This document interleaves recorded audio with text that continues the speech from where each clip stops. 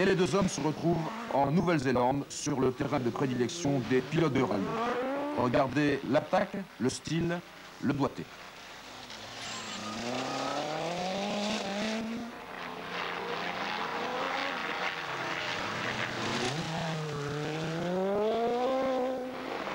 Ah oui, ce sont des images qu'on n'oublie pas.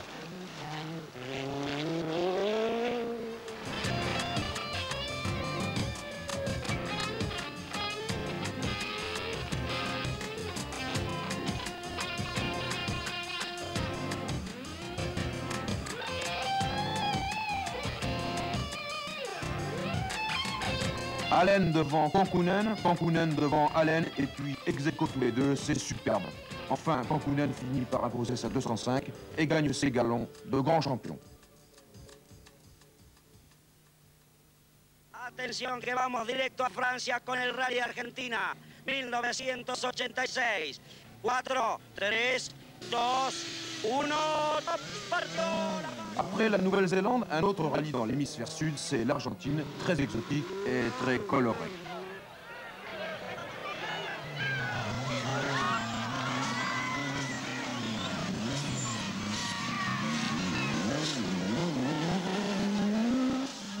Lancia a engagé l'Argentin Recalde comme mercenaire. Peugeot est allé chercher Blomqvist jusqu'à Pékin.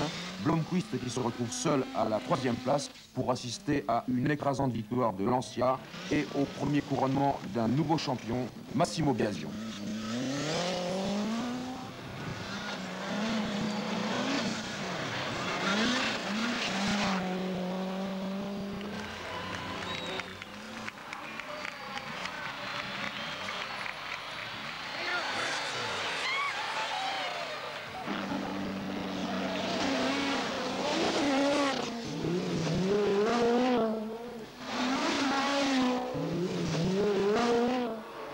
Les 1000 lacs en Finlande. Avec la Nouvelle-Zélande, c'est le grand moment du championnat du monde et ça cartonne de tous les côtés, même Blomqvist est estimé.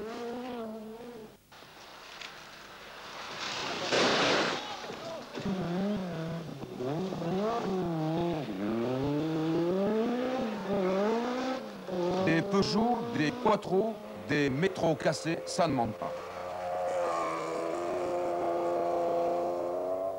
Mais la Lancia d'Allen cassée elle aussi, ça c'est plus grave. Poussé à la limite, le Grand Marcou est sorti et ce faisant, il laisse gagner Salonen devant Kankkunen. C'est un triomphe Peugeot et par la même occasion, un deuxième titre mondial consécutif pour le constructeur français avant même que la saison ne soit terminée.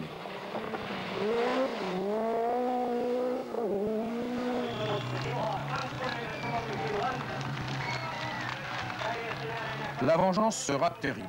Au rallye San Remo en Italie, les commissaires sportifs déclarent la 205 non conforme au règlement. Peugeot, disqualifié, laisse à Lancia une victoire sans gloire.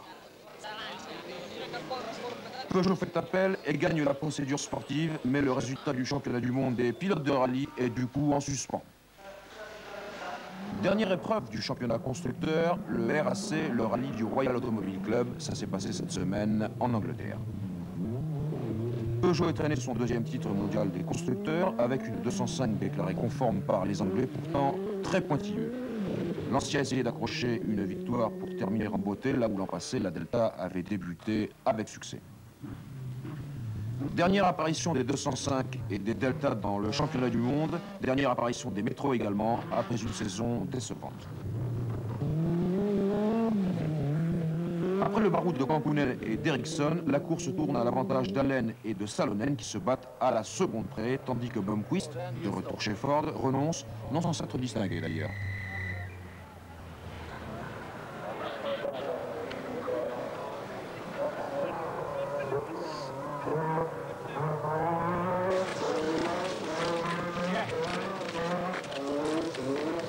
Et finalement, c'est Timo Salonen qui sort vainqueur de cet ultime et magnifique affrontement grâce à son talent, à sa voiture et à des pneus remarquablement adaptés. Le rideau tombe ainsi sur le championnat du monde après 11 épreuves. Adieu groupe B, vous nous avez fait vibrer.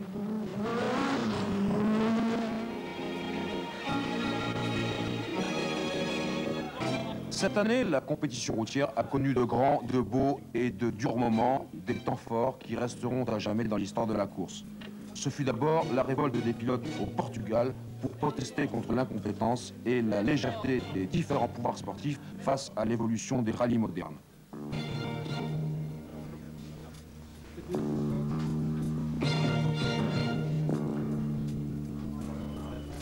Et dans cette grève justifiée, nous saluons des hommes qui ont pris une décision courageuse. Nous ne sommes pas des tueurs, nous sommes des pilotes de rallye, dit Allen. 86 fut également marqué par de graves et nombreux accidents. Et le pire arriva le jour où Henri Toivonen et Sergio Cresto, son coéquipier, disparurent à jamais.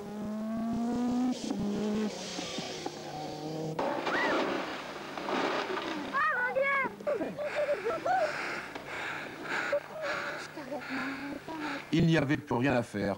Salut les chouchous, on vous adorait, on ne vous oubliera jamais. Et puis, pour bien marquer le climat qui s'empara des rallyes après l'accident de Toivonen et les décisions brutales du pouvoir sportif, pour bien montrer l'incompétence de ce même pouvoir à gouverner, puisque gouverner c'est prévoir et qu'il n'avait rien prévu, il y eut la disqualification des Peugeot, un scandale. La pièce litigieuse de cette pièce-là, qui est une protection que nous avons faite sur les voitures de course, parce que les réservoirs d'essence sont juste dans cette partie en dessous, et vous avez certainement vu des images de rallye où les voitures sont très en travers, et on a toujours peur qu'une pierre qui est sur le bord de la route vienne percuter le carénage donc principal, et nous avons mis ça de façon à ce que, comme une voiture normale, il y a un pare-choc, il y a quelque chose qui se casse avant le réservoir d'essence, ce qui risquerait de provoquer le feu dans la voiture. À travers ces protections, les commissaires techniques italiens avaient cru voir des jupes et par conséquent des 205 à effet de sol. Les résultats d'un passage en soufflerie prouvèrent la stupidité de ces assertions et quelques jours plus tard, justice fut rendue à Peugeot. Restent les résultats du rallye San Remo qu'il faudra ou ne faudra pas entériner. Ce sera le fait du tribunal d'appel international de la FIA qui aura rendu son verdict lundi prochain. En attendant, Automoto a décerné ses Oscars à Juha Kankkunen comme meilleur pilote de l'année, à la 205 Turbo 16, meilleure voiture de l'année, et à Jean Todt, meilleur team manager de l'année.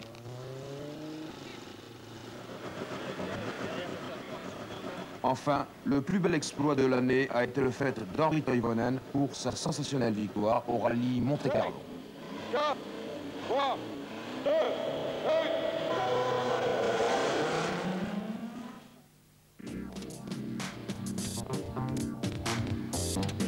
Un pilote disparaît, un autre ressurgit, c'est Ari Vatanen qui a repris du service chez Peugeot après son terrible accident qui a eu lieu au rallye d'Argentine en 85.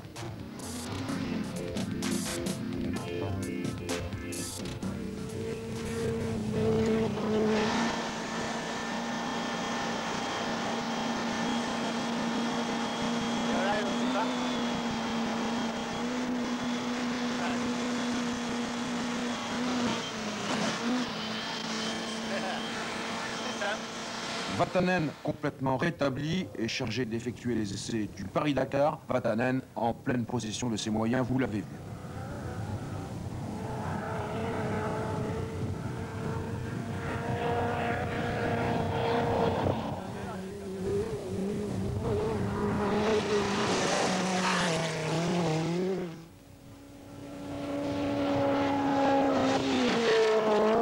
Un saut historique de plus de 60 mètres avec cette 205 spéciale Grand Raid et en compagnie d'un coéquipier bien connu puisqu'il s'agit de Bernard Giraud. Pour Vatanen, le sort est enfin conjuré. Rappelez-vous, c'est à la suite d'une figure identique que le Finlandais était parti en tonneau il y a 1 an et demi en Argentine.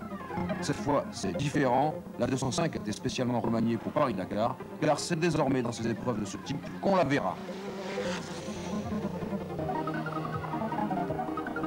Quel avenir en effet pour les groupes B, sinon ces marathons qui sortent, c'est le cas de le dire, des sentiers battus. Et puis, quel avenir pour le championnat du monde des rallyes qui passe désormais par les voitures de tourisme, les groupes A et les groupes N? C'est Christian Vella qui nous le dit.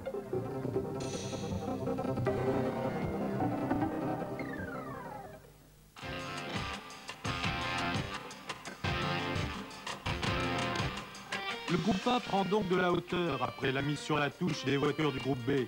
Une décision plutôt bien accueillie par les meilleurs pilotes du pays. Pour ou contre le groupe A? Ah, moi je suis pour, totalement pour.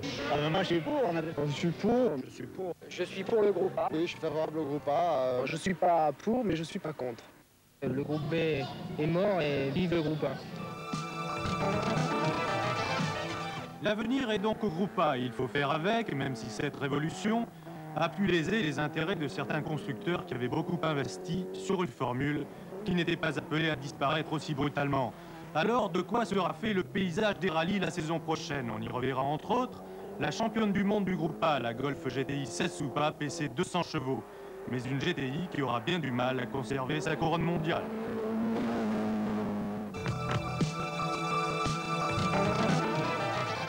À San Remo, Jean Ragnotti était parvenu à contrarier les projets de Kenneth Eriksson et de sa Golf GTI. La 11 Turbo était donc arrivée à maturité. Avec ses 200 chevaux annoncés pour 87, la 11 Turbo est donc bien armée pour jouer les troubles faits.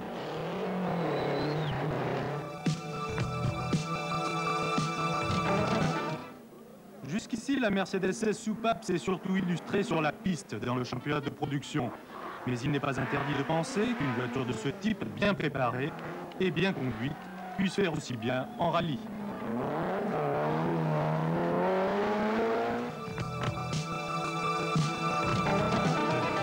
Chez Alfa Romeo, on a fait faire du rab à la fameuse GTV6 en attendant l'arme absolue que doit constituer la nouvelle 75 Turbo et ses 270 chevaux, dont on attend monts et merveilles.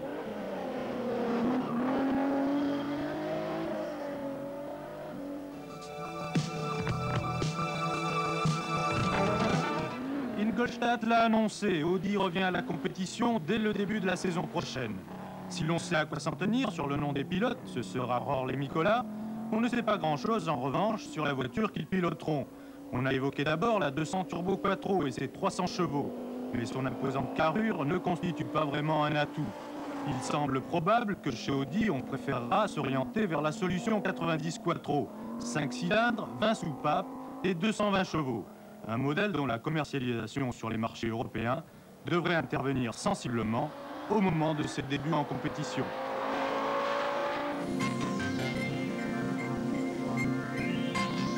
Lancia abat ses cartes avec la Delta HF 4 roues motrices, d'ores et déjà favori du prochain championnat du monde.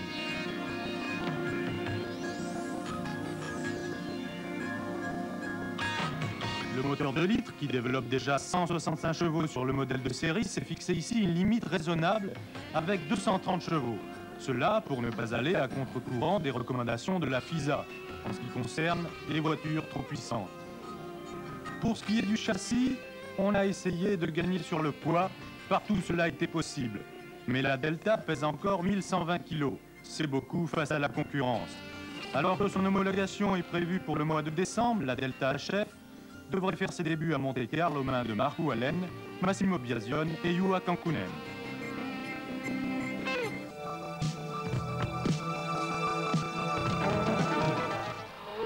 En parlant de groupe A hyperpuissante, il faut évoquer bien sûr le cas de la Ford Sierra et de son moteur Cosworth 2 litres turbo compressé. La base de série développe 200 chevaux, mais l'évolution tournera autour des 300. C'est ce qui inquiète d'ailleurs les responsables de la réglementation de la FISA qui craignent un retour à l'escalade.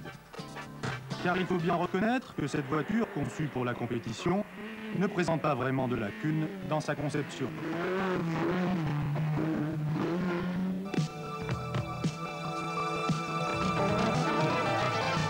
Nous terminerons ce panorama des voitures du groupe A par la Mazda 323 16 soupapes, turbo, traction intégrale.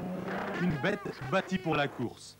Avec ses 250 chevaux et son poids minimum, elle constituera une arme redoutable aux mains de Timo Salonen et d'Ingvar Carlsson.